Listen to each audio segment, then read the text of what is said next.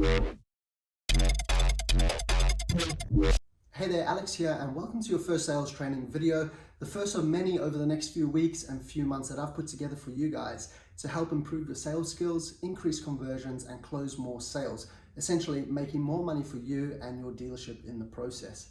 Now today, we're going to be covering the sales process, basically an overview. We'll be giving you a map to follow with every customer interaction that you have.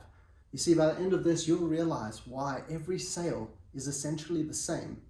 And it'll take you from being reactive to your situations with your customers, where you have to, think on your feet to sort of get yourself out of trouble, to being proactive, knowing what to do next and how to move your customer along the journey to closing the sale. So with every sale that we have, as I said, essentially all sales are the same. They have a starting point over here where we first, call the customer up, or we have the customer come into the dealership.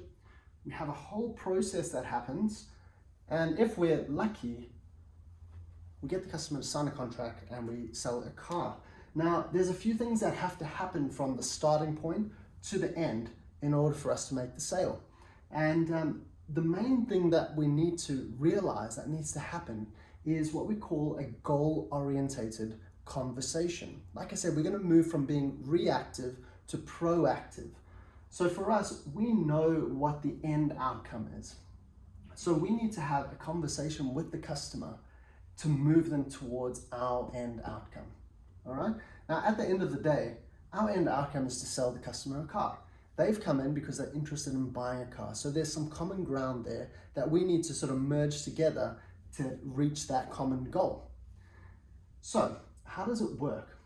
When we really break it down, we have three really basic sections of a car sale. We have the discovery process. Then we have the presentation. And finally, we have the close. Now you'll notice with the close, I've drawn it as a smaller sort of section of the sale. This could be for the timeline of the sale timeline. The close is quite a small section compared to the discovery and the presentation. Why have I done that? Well, most people would say, well, the close is the hardest part of the sale, and it generally takes the most amount of time and sort of energy to find that sort of middle ground to meet with the customer. But I would argue that and say that the close is the easiest part of the sale. Bear in mind that you've kept everything else here in check and you've done your job correctly there. Now, Jordan Belfort has a great exercise which he does that really highlights why most salespeople think the close is the hardest part of the sale. What he does is he goes to salespeople and he says, sell me this pen. Should be quite a simple task, especially if you're a professional person, right? Salespeople. Okay, sell me this pen.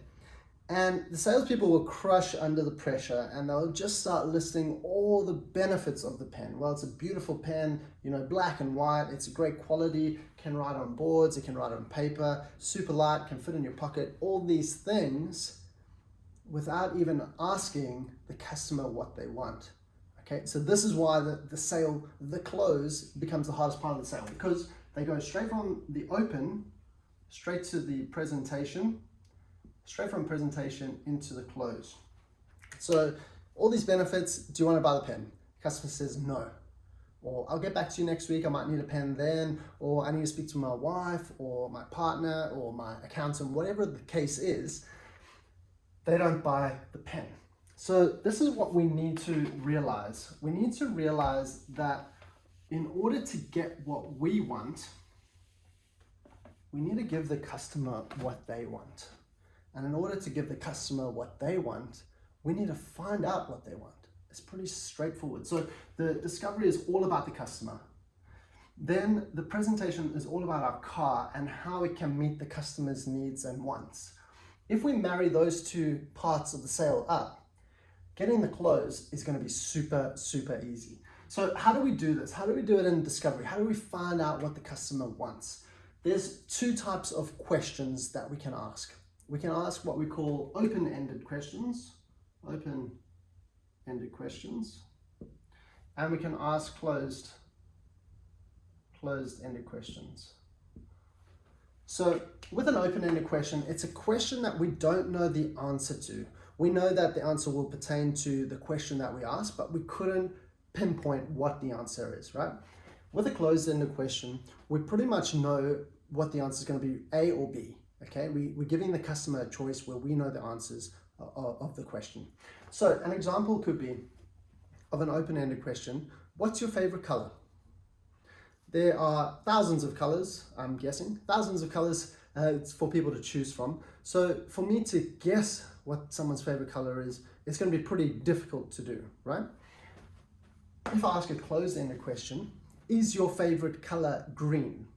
I know that there's only one of two answers, yes or no, all right? So where we'll use this type of questions to get the information is, for open-ended questions, we're going to use it mainly on the first sort of 3/4 of the sale. And then towards the end of the sale, we're going to start using closed-ended questions to get answers that we want to hear, that we want the customer to affirm for us. So the easiest open-ended question to get the ball rolling is, how can I help you today? Or you made an inquiry, how could I help? How can I assist? It's such a simple question. But because we've asked an open-ended question, the customer is going to give us the information that's most important or relevant to them, okay? They're going to give us this information, and it's called hot buttons. Hot buttons. This is information that we're going to use in the presentation and in the close to try and get the customer into that vehicle. So we're going to use the open-ended questions and the information that we get from them to help close the deal down the track.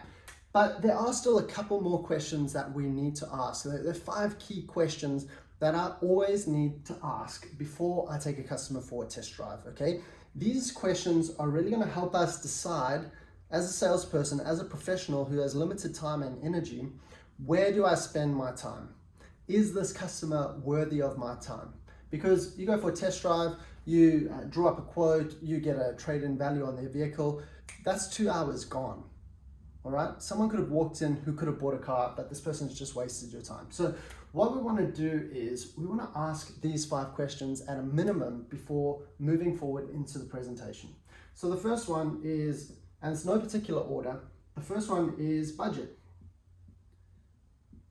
Why would we need to know someone's budget? Well, if they come in and we just show them the top of the range vehicle straight away, they're going to get excited about that vehicle, all right? All the gadgets, the technology, the safety, the comfort, everything that that vehicle has gets them excited, and people buy on excitement, okay? So if we show them that car and then find out that their budget only allows them to purchase the entry-level model, they're not going to be excited about it. And it's going to be very difficult to sell them that entry-level vehicle, okay? So we pretty much shoot ourselves in the foot if we do that. The second thing we need to know is how they're looking to pay, how they're looking to make payment. This is pretty simple. If they are paying cash, that's pretty much what they can afford. They might be able to spend a little bit more, but that's where their budget is. You can't really move too much. Whereas if they're looking to do a finance payment or a lease, something like that, there's a lot more flexibility in terms of time frame, balloon payments, guaranteed future values, things like this that we can use to get within that monthly or weekly repayment figure, okay? The third question that we need to ask is also around the budget and the payment. It's the trade-in. Trade-in. Now, why do we need to know the trade-in if they've got one? Because with the trade-in, we could potentially use that as a large deposit to help reduce the price of the changeover for the vehicle. So that could help them get into the next model up or the top of the range model. The fourth question we need to know is the time frame. Time frame. Now this is really important, and we also must realize that the customer might not be 100% honest with us with the time frame. Remember that we are salespeople, and salespeople have a bad rap as being scummy and sort of slimy and ripping people off. So people might give us some false information here just as a bit of a barrier before they can see that they can trust us. Okay, so if we ask them time frame, they might say, look, I'm looking in 3 or 4 months. That gives them an out if you try and close a deal and they say, well, I told you at the start, we're still a couple months away. Okay, if someone does say that they are 6 months or more away from purchasing a vehicle, it's probably best that you get rid of them as quickly and politely and professionally as possible. Why? Because if they say we're 6 months away or 12 months away, but would love a test drive now, you take them for a test drive, you spend 2 hours with them, you show them the vehicle, you get a price on their trade-in figure, and you draw up a quote. If they do come back in 6 months or 12 months, they're going to forget everything, and the pricing that you've given them is going to be irrelevant. All right? So if it's 6 to 12 months or more, we want to really get rid of them as quickly as possible. If they are pushing for a test drive, yes, we'll just take them around the block as quickly as we can. The fifth question is the style of the vehicle that they're after. Okay, so style. Now, with this question, the style of the vehicle, we can get a better understanding of what the vehicle will be used for. So if someone is looking for a 4x4, we can ask them, what do you use the vehicle for on the weekend? Are you looking to go doing some off-roading or camping, or do you take your family with you, or is it for work? Okay, what do you do for work? And these questions can lead into more questions that can get more information from the customer that we can use in the close. So those are the 5 questions that we need to ask before we move into the close. Now there's one more really important thing that we need to do before we move to the next stage of the sale, the presentation. We want to confirm all the information with the customer, okay? So we're going to ask them a question. They told us, look, we're looking for a 4x4 because we go camping a couple times a month. The family love it. We need something that the kids can fit in the back, but it's got enough power to tow the caravan. Okay, so what we're going to do is we're going to ask a tie-down question, and it's basically a confirmation, a tie-down. It's our first close, a mini close. So we're going to say, all right, Mr. Customer, so before we just go for a drive in this vehicle, I just want to confirm that we're on the same page here. And you're looking for a vehicle that's got enough power to tow a caravan. It's got space for the kids in the back, and you're looking to chuck a whole lot of things in the tub as well. Is that correct? Or whatever the case is. Is that correct? Is that correct? Are we on the same page? Yes. All right. Perfect. We've got our first yes, and we're off to the races, the presentation, guys. Let's jump into it. All right, so now we're jumping into the presentation. So we've gone through, we've asked all the open-ended questions, we've got the information to use as hot buttons, and we've also asked those 5 key questions that we need to know before we can move into the presentation. But more importantly, before we've moved from the discovery to the presentation, we've asked the closed-ended question, the tie-down question, just making sure that we're on the same page with the customer. Now, what we're going to do from the discovery to the presentation is we're going to raise our energy a little bit. Okay, we're going to get a little bit more excited. Okay, this is the exciting part. We're about to drive the car, look at all the features, and see if it's the right match for this person. So when we look at our level of excitement throughout the sales process, we can draw it on a graph. Okay, so this is the timeline. Remember, we had the starting point and the close of the sale. And this here is energy level. Energy level. Now, at the start of the sale, we're gonna start with matching the customer's energy level. Okay, so let's say the customer, they walk in and they're super excited. We're going to be super excited as well, but just a little bit more super excited. Okay, so they come in, hey, I'm Alex, how can I help you today? And they start telling us what they want. If it's someone who is a little bit more reserved, a little bit more laid back, we're not going to be over the top. Okay, we always want to be just a little bit more excited than the customer. All right, why is that? Because there's a line an imaginary line, albeit, called the buying line. This is the buying line. And what is the buying line? It's a certain level of excitement that someone gets to where they make a decision to make a purchase. Now, you might have done this before, and you probably have. Everyone's done it.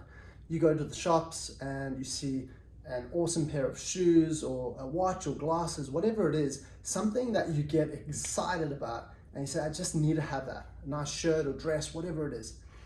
You go in, you make the purchase, you get home a couple of days later and you think, oh, why did I buy that? I actually regret the purchase. And what's happened there is you've been in the shops, you have gone from this sort of level, you've seen it, you've got excited, your energy, enthusiasm of purchasing that product, you've got excited, you've made the purchase, and then after a couple of days, your excitement level for that product has come down. So what we want to do is we want to build our customer up, okay? We want to start the sale, we're asking them open-ended questions, we're building them up, building them up, building them up. Now, this is where at the presentation stages when they're going to get really, really excited. So we want to build them over that line. Why? Because when we get back from the test drive, we're going to ask them if it's the right car for them. And if they say yes, that means they're excited about it. Then we can move into the close. Okay, so that we will get into the buying line in a bit more detail in coming lessons, but that's just a bit of an overview of the buying line. So just to confirm, we go into the presentation with a little bit more excitement, okay? And what are we going to do in the presentation? What do we present? Like I said, sell me this pen. They start listing all these benefits, but I might not want to have a pen that writes on a whiteboard. I might want a pen that writes, just on a piece of paper, okay? So buying this is going to be a waste of money for me. So we've got the information, the hot buttons. We've confirmed what's important to them, hot buttons. They say they need something 4x4, all right, 4x4 with power to pull the caravan. They want comfort and space,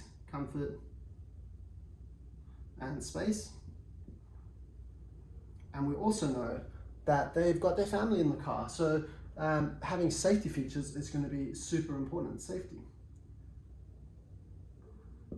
You see, someone else might be interested in the way the vehicle looks or handles. An old lady might be interested in just being able to see over the steering wheel and feeling safer in the vehicle. Has it got blind spot monitoring? Has it got adaptive cruise control? So we need to understand what's important. If we go and show an old lady all the Apple CarPlay, Android CarPlay, and all these sort of technological things that are going to overwhelm her, that might hurt us in the long run, okay? Because we're presenting things that they're not interested in. So we've got the information, now we're going to go present it.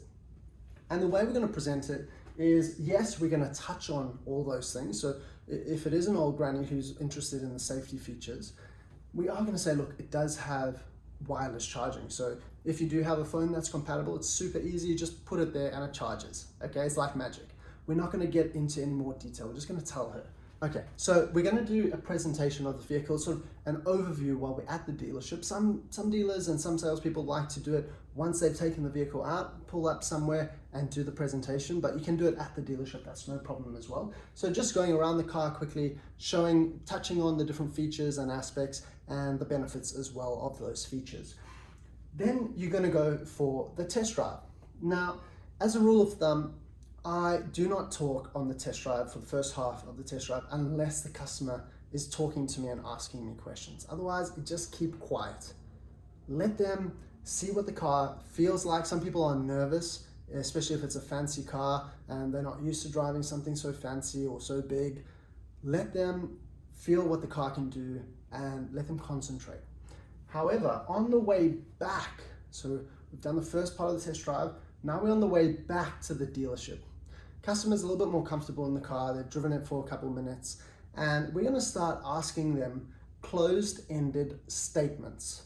Okay, closed-ended statements. What does that mean? Well, so let's write here, closed-ended statements. That doesn't make sense, but it will, okay? Now, remember, open-ended questions, now we're getting into the closed-ended side of things. We know what the customer wants, and we know what the vehicle we're presenting, what strengths and what weaknesses it has. So if we're showing them the 4x4 that does have a little bit of power, but compared to its competitors, it's not as powerful. That might be a bit tricky, okay? If we say to the customer, well, how great is the power? And we know that they've driven another vehicle similar but with more power, that's gonna hurt us. So we need to play to our strengths, to the vehicle's strengths. But if our vehicle does have great power, they're looking for something with great power, we're gonna highlight that. And we're gonna ask them a closed-ended statement. How great is the power on this vehicle? With the safety features, how good are the safety features? How good is that blind spot monitoring? Personally, I think it's one of the best features on the vehicle. How good is it? Good, yeah, it's great. How comfortable do you feel in these seats? Fantastic, really comfortable. We're gonna start asking them all these closed-ended statements to get a positive response based on the information that's important to them, the hot buttons that they've told us. All right, so they're gonna be saying yes, yes, yes, yes. Now, you are going to be working this into the conversation as well, but you can pretty much get away with it surefire like that. You get back to the dealership and we're going to go into the close. Now, when we get back to the dealership and we're going to ask the close, the energy is going to change. Remember, we talked about getting the energy up. Now the energy is going to change from being excited to being nonchalant, okay? Just super easygoing. Do you want it or not? If we get too excited when we're asking that closing question, it can put people off. So let's jump into the close.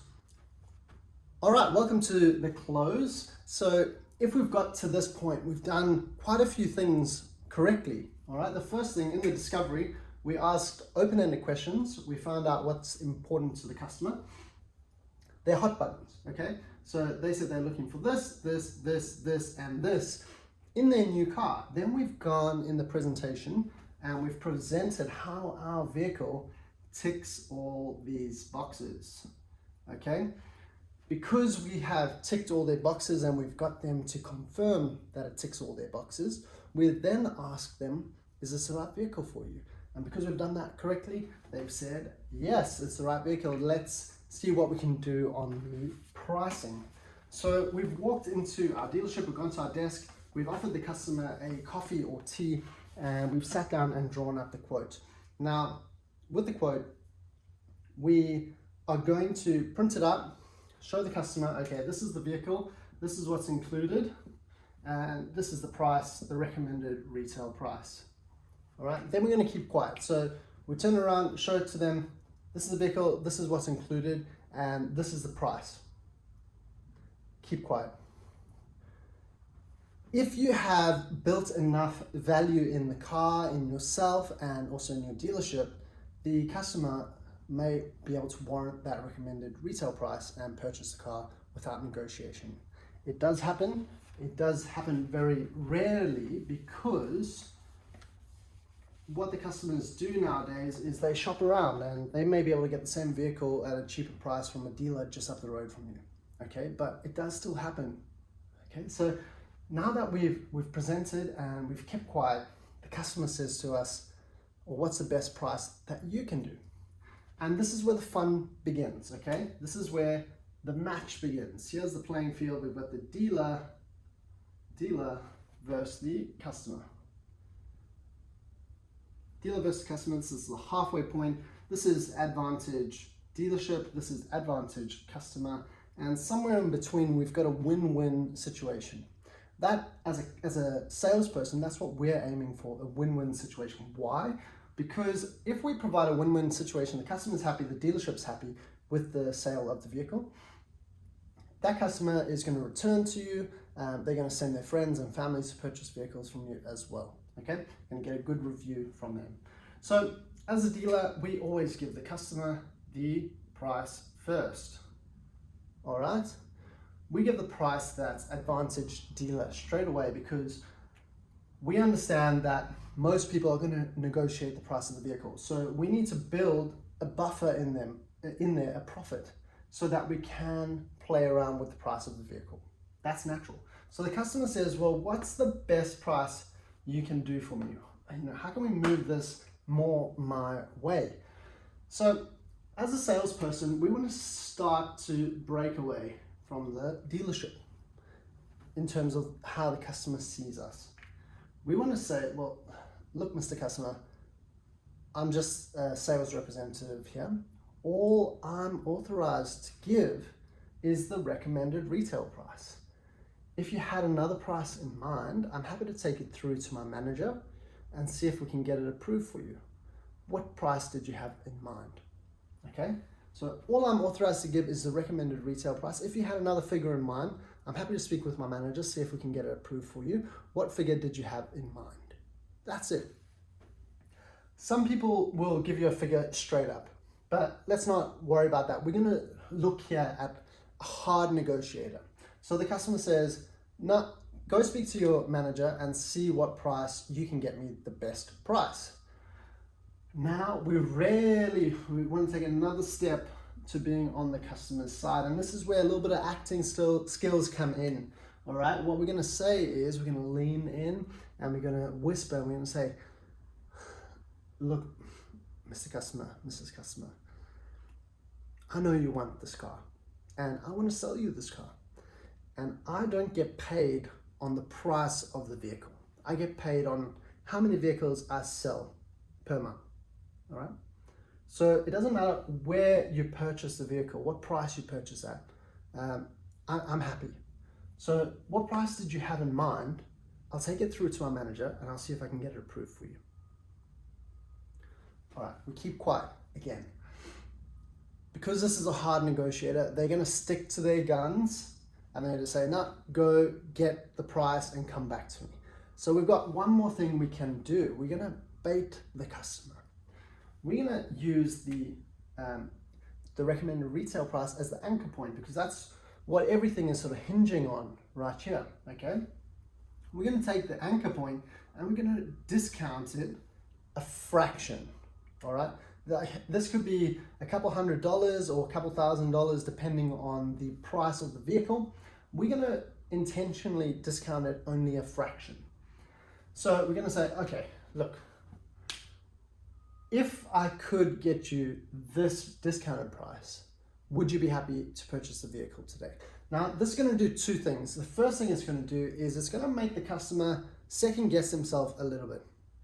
All right, why is this guy discounting me such a small amount? Is there not a lot of profit in this vehicle? Okay. The second thing is it's going to annoy them. Does this guy think I'm stupid? Okay. And this is really going to start the conversation. This is going to cause the customer to say, no, there's no ways. I need it to be at least here. I've done this hundreds of times. This happens all the time, okay? It's predictable, guys. No way. It needs to be at least here. Now we've got them to give us a price, their anchor point. As a salesperson, we want to try and bring that price up closer to, because they've lowballed us most likely, we want to bring this up to try and get it here. If we can't, that's fine. The manager can do that job. Our job is to get a price and then get them confirmed on it. So we'll have a crack at it. All right. When they say this price, we're going to be shocked. Wow. I don't think I've ever seen that price given on this vehicle. Where'd you get that price from? Now, if they've told us, look, there's another dealer down the road that they've seen this price given on this vehicle, we need to verify that and make sure we're comparing apples with apples. If we are, it's a little bit difficult and we might just need to concede that figure and see if the manager gets it approved. If not, if they're just pulling it out of thin air because it's a nice number that sounds good to them, we need to challenge them and say, look, I don't think I've ever seen that price given.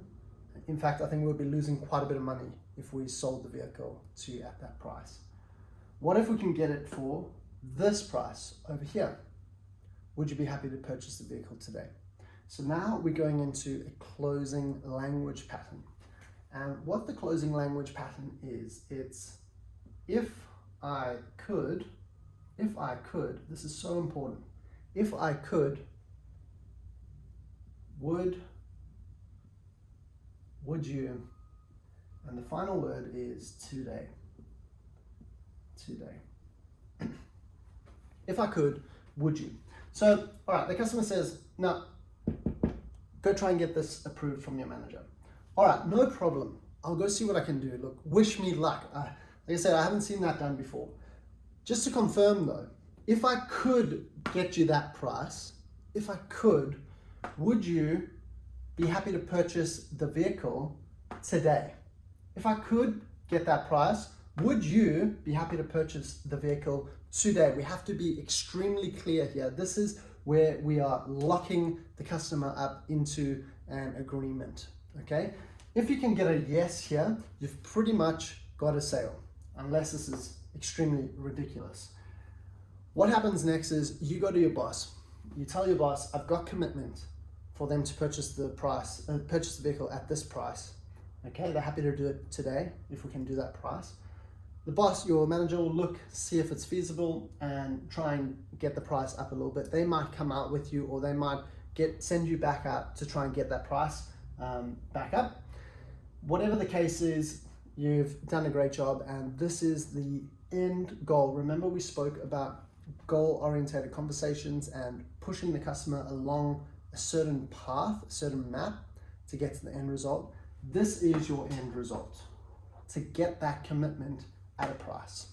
All right. Good luck, guys, and I'll see you soon.